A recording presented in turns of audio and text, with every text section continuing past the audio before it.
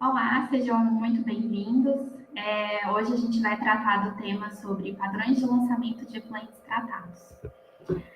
Meu nome é Thaisa, eu sou engenheira ambiental e sanitarista, atuo na área de saneamento desde 2014 e na parte de regulação desde 2019.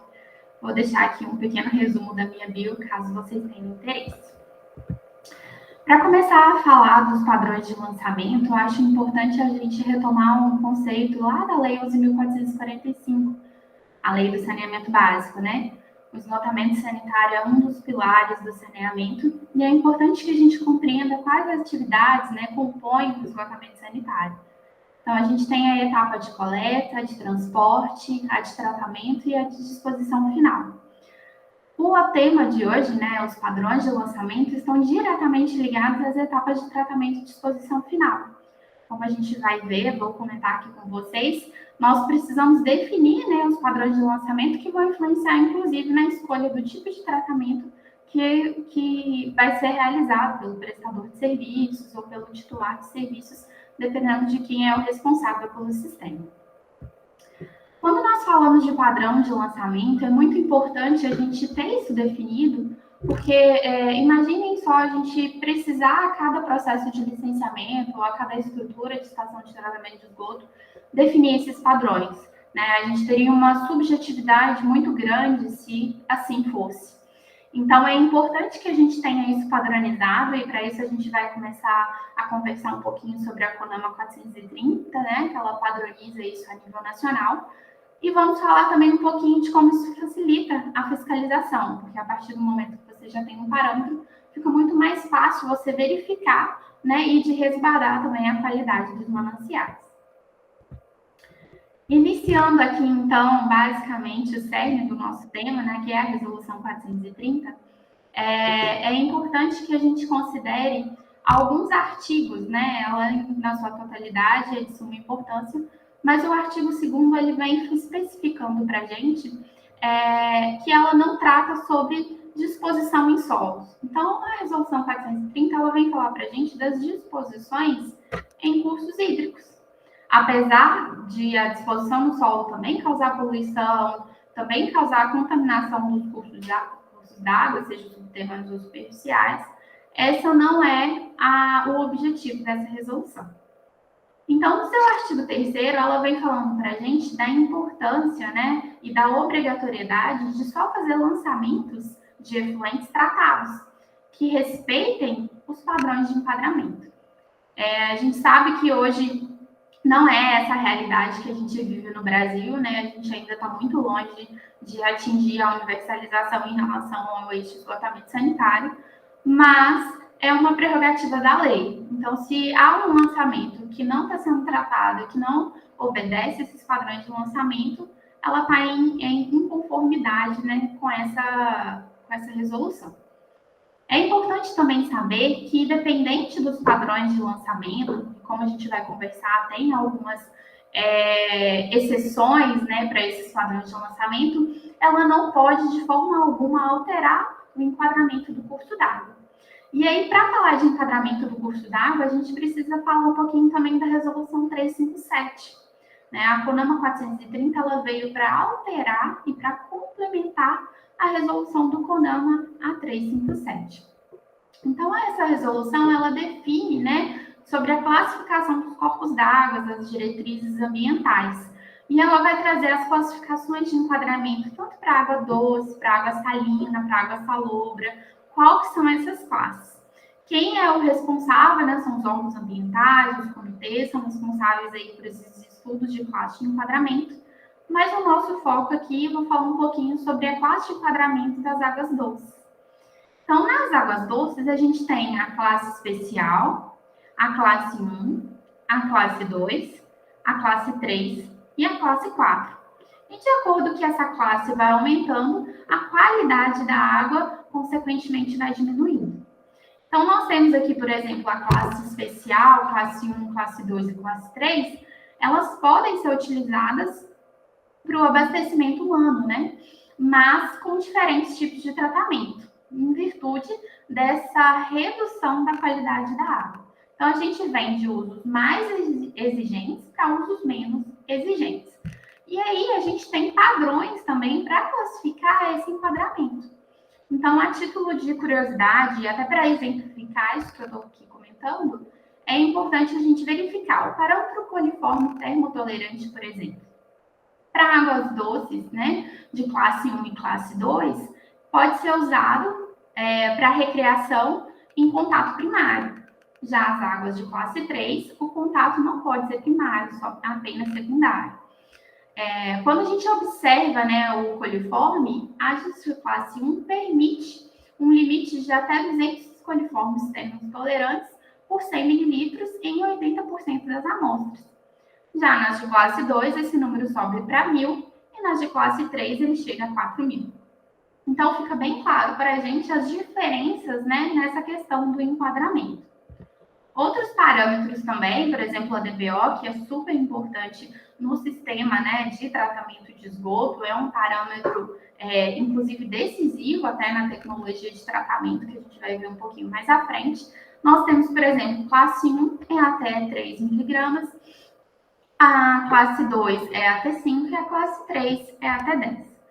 Temos também algumas diferenças aí no padrão de oxigênio dissolvido, de turbidez, de cor verdadeira, sendo um parâmetro que é igual para todas as classes de enquadramento, apenas o pH, que fica entre 6 e 9. Então, entendendo um pouquinho sobre essa questão do enquadramento, entendendo por que é importante e entendendo que, dependente do padrão de lançamento, a gente não pode alterar essa classe de enquadramento, a gente retoma aqui para falar um pouquinho sobre a CONAMA 430. Então, como eu havia comentado, há exceções para lançamento, né, fora dos padrões da 430. Então, no seu artigo 6º, eu até deixei grifado aqui, ela diz que, excepcionalmente, em caráter temporário, pode fazer um lançamento fora desses padrões. Então, mesmo eu não obedecendo a resolução, há uma prerrogativa para que eu ainda assim esteja dentro da legislação. Só que para que isso aconteça, eu preciso observar alguns requisitos. E aí, eles estão listados aqui, né? Que é a comprovação de relevante interesse público, o atendimento ao enquadramento do corpo receptor, a realização de um estudo ambiental, o estabelecimento de tratamento e exigências para esse lançamento, a fixação de prazo máximo para lançamento, uma vez, né, repetindo aqui que é caráter temporário, a gente precisa fixar esse prazo. E também estabelecimento de medidas que visem neutralizar eventuais efeitos desse lançamento. Então, nesse cenário, é o único cenário que você poderia fazer um lançamento fora dos padrões que a gente vai conversar agora. Então, quais que são esses parâmetros, né, que a Resolução 430 vem falar para a gente? É importante saber que a Resolução 430 ela trata sobre padrões de efluentes de lançamento de qualquer tipo. Aqui a gente está focando nos de sistema de tratamento de esgoto. Então, quais são essas condições de lançamento que precisam ser respeitadas? Primeiro, o pH está entre 5 e 9. A temperatura ela precisa ser inferior a 40 graus. Os materiais sedimentáveis é até 1 mililitro por litro. A demanda bioquímica de oxigênio, a ADBO, é no máximo de 120 miligramas por litro, ou, se ultrapassar isso, que seja feita a remoção da DBO em pelo menos 60%. As substâncias solúveis em hexanos, óleos e graxas, até 100 miligramas por litro, e que tem ausência de materiais flutuantes. Então, de forma bem objetiva, ela traz essas condições de lançamento de efluente. Além das condições dos lançamentos de efluente, nós temos também os padrões de lançamento. Então, ela vem trazendo aí nessa tabela parâmetros inorgânicos com valores máximos, e temos também alguns parâmetros orgânicos.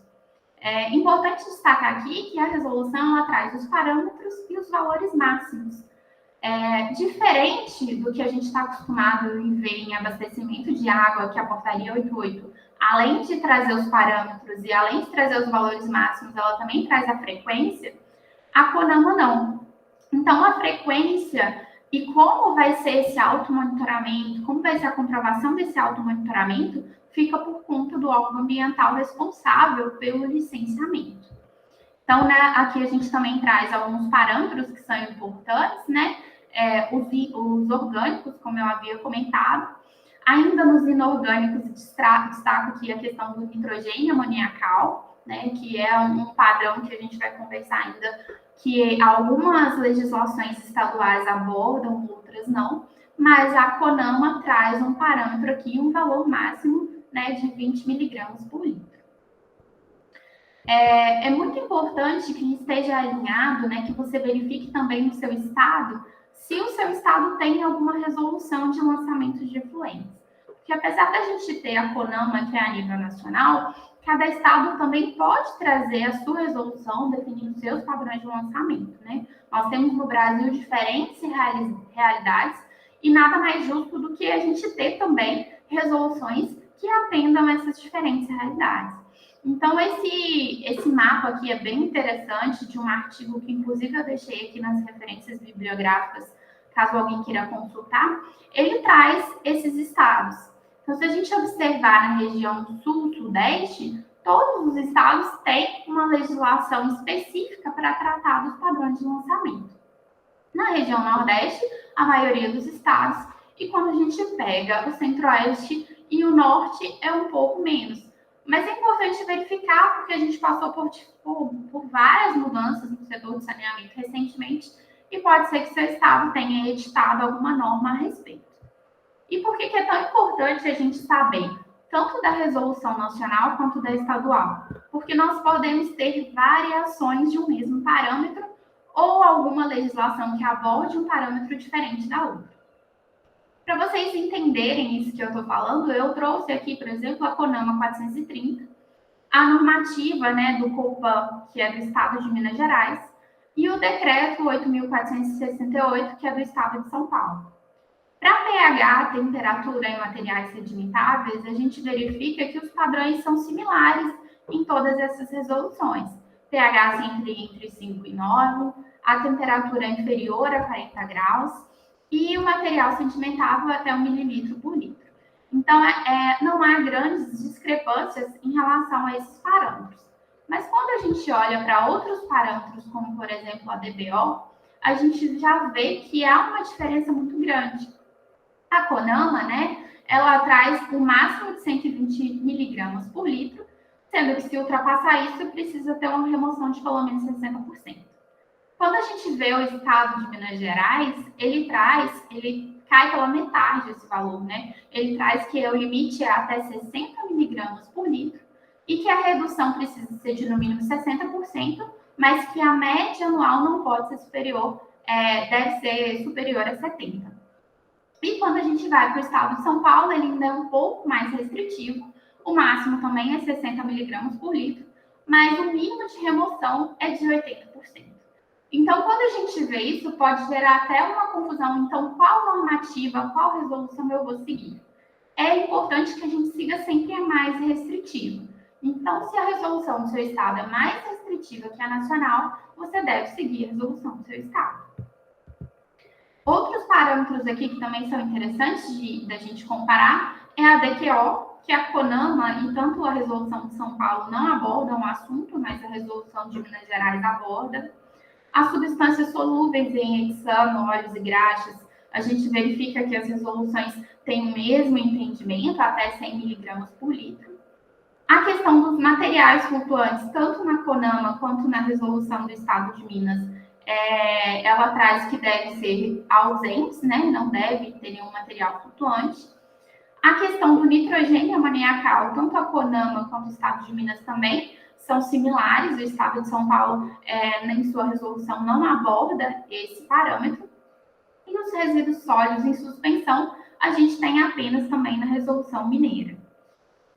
Outro exemplo de uma resolução bem interessante que eu trago aqui para vocês é a de Santa Catarina, porque ela definiu parâmetros, mas com metas progressivas. Então, eu tenho um parâmetro e eu tenho valores máximos permitidos, X valores até 2022, outros valores de 2023 até 2030, e após 2031 esses valores também são mais restritivos. Então, por isso é importante ficar atento para essa resolução a nível estadual. A partir do momento que eu preciso, que eu defino, que eu sei qual resolução eu vou seguir, seja do CONAMA ou seja do meu estado, eu preciso realizar esse automonitoramento. E esse automonitoramento, o controle periódico, né, do lançamento, como eu vou fazer, quais análises eu vou fazer, se eu vou fazer análise no meu efluente bruto, se eu vou fazer análise no meu efluente tratado, no meu corpo receptor, o órgão ambiental é que deve definir esses critérios para procedimento. Inclusive, se eu tiver uma fonte de baixa capacidade poluidora, inclusive o órgão ambiental pode me dispensar desse automonitoramento, mas isso são casos muito específicos. E a partir do momento que eu estou fazendo esse automonitoramento, é muito importante que eu faça todos os ensaios e todas essas análises em um laboratório acreditado. Para exemplificar um pouquinho, eu trouxe aqui uma condicionante de uma licença ambiental do estado de Minas Gerais. Então, vocês podem ver que no item 1 traz efluente bruto e tratado. E aí traz a recomendação. O prestador deve enviar anualmente, no mês de junho, ao órgão, o relatório contendo todas essas análises. Então, ele traz o parâmetro que deve ser analisado, qual a frequência que deve ser analisada, e se vai ser analisado somente no efluente bruto ou somente no efluente tratado, ou nos dois. Por exemplo, pegando o parâmetro de DBO, a gente verifica que ele precisa ser realizado tanto no efluente bruto quanto no efluente tratado. E essa análise é muito importante para a gente saber aquele percentual lá atrás que eu comentei, sobre qual que é o percentual que está reduzindo a DBO. Por exemplo, no estado de Minas Gerais, eu preciso reduzir no mínimo 70%, né, na média anual, da minha DBO. Então, eu preciso estar atenta tanto ao meu efluente bruto quanto ao meu efluente tratado para eu poder saber se eu estou atendendo a legislação. Aqui também ela traz algumas análises que devem ser realizadas agora no corpo receptor. Então, para eu saber se eu também não estou prejudicando a classe de enquadramento daquele curso hídrico, como eu havia comentado, eu preciso estar ciente dessas análises e verificar também o corpo receptor. E assim como anteriormente do efluente bruto e do efluente tratado, ela traz a frequência que eu devo realizar e quais os parâmetros devem ser realizados. Eu deixo aqui com vocês algumas referências bibliográficas que eu acho interessante para vocês se aprofundarem um pouco mais no tema e terem um pouquinho mais de conhecimento. Agradeço a atenção e deixo o meu contato aqui também, caso tenha alguma dúvida. Bons estudos!